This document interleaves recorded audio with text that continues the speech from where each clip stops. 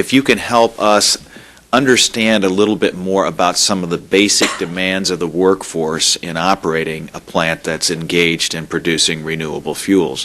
One of the things that struck me when I visited your facility in Fairbank was that it was being run in a control room which had a virtual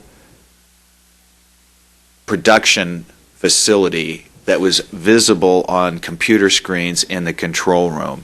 And I think as we start talking about the employment demands of this exciting new industry, it would be helpful if you could tell us a little bit about some of the basic components of your workforce and what you see as some of the employment needs as we move forward from here. Appreciate that, Congressman Braley.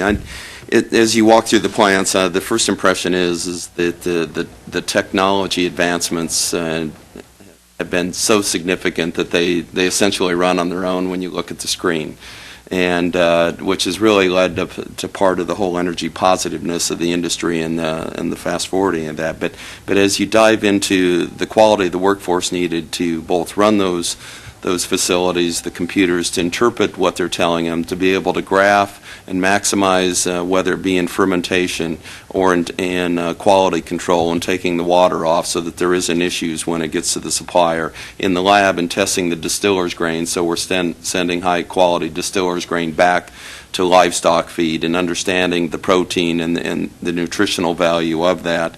But beyond that, it clearly, with all the technology there, continues to be more of an art than a science in terms of employees' knowledge base, of the basic biosciences, of the quality control of the incoming corn, of the product that's presently being put out, and then beyond that, what new technology is on the forefront. We may just employ 45 people at that plant, but clearly all the auxiliary services and enzyme companies and technology providers that come and offer new technology that we have to then either have engineers who don't have the background to always interpret or go to the industry and develop. Beyond that, one of the things I'd mention with these complexes that you saw in Iowa ultimately will become biotech complexes. Today we produce two products, ethanol and distiller's grain. We'll use fractionalization on corn. We'll be using biomass. We'll be having cellulosic ethanol. We'll be spinning the oil off. So all those new technologies are going to require workforce to deal and focus on that. Thank you. Mr. Litter, my question for you is, you have a lot of members of your association who have a very thorough understanding of one of the principal food stocks that's being used to manufacture ethanol in this country, corn. But when I went back to my 30-year class reunion last year, I pulled out my high school yearbook and looked at the photograph of the FFA members that I went to high school with. And when I went to my class reunion, I asked that group of individuals how many of them were actively engaged in farming. Can you guess how many of them out of the 10 from my class were? One. And what that tells me is there's a lot of people who I grew up with who have moved on to other components of the agribusiness segment of our economy because of their love for the land, but aren't able to earn a living from farming for a lot of different reasons. But as you look forward to this new bioenergy explosion and think about the members and the children of the members of your association, what are you seeing in terms of the types of workforce choices that some of the people are making who grew up as children of members of your association? Well, as you alluded to, it's quite obvious that the opportunities in agriculture are changing.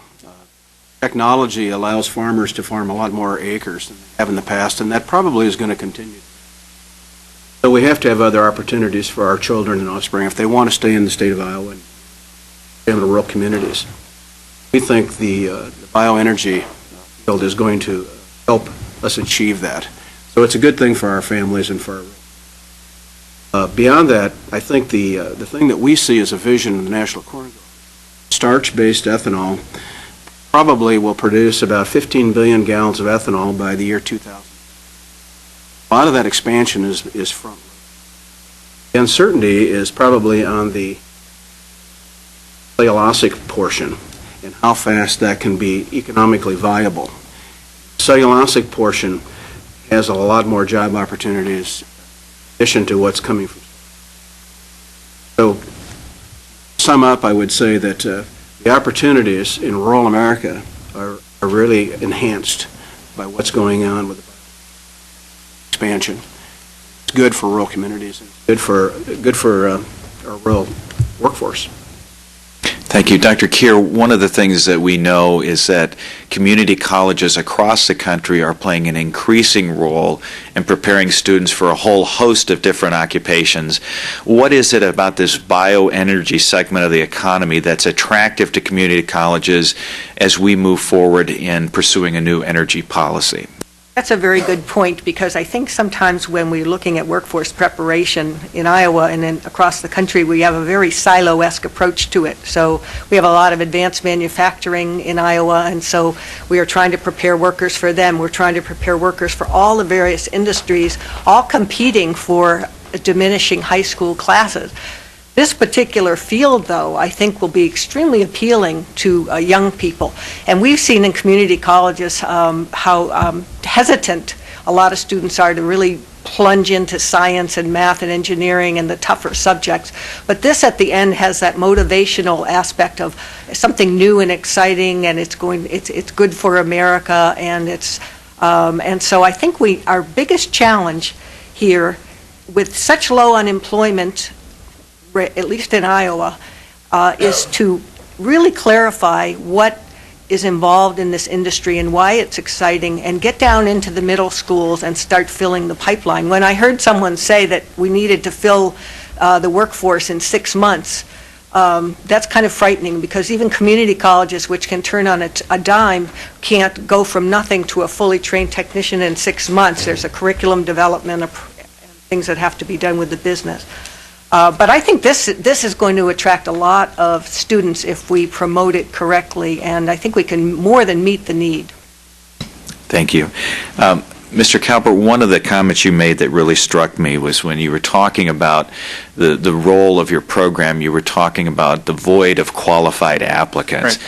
And as I was listening to Mr. Rastetter's opening statement, it sounds to me like the key emphasis of that phrase was qualified. That's right. Because it appears that there are no lack of applicants in rural America for the job opportunities that are being created by the biofuels industry.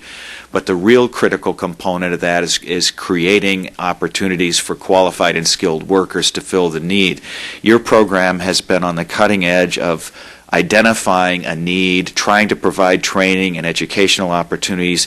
Can you talk a little bit about how this idea formed and how you went through the difficult process of identifying what types of skills and programs would be necessary to provide skilled workers in this sector of the economy? Absolutely. Great question, Mr. Chairman. Our phone rings off the hook every day from folks just like Mr. Rastetter saying, do you know of somebody out there that is qualified?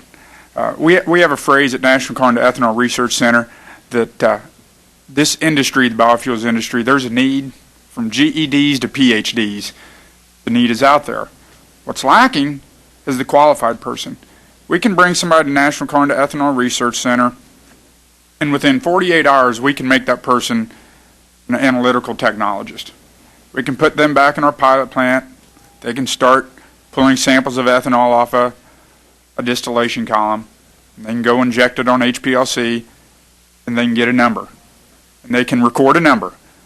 That's an analytical technologist.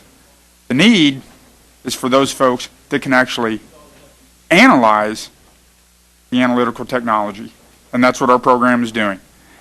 In addition to recording a number, they're analyzing that data. What does 14% alcohol versus 18% alcohol, what does that mean?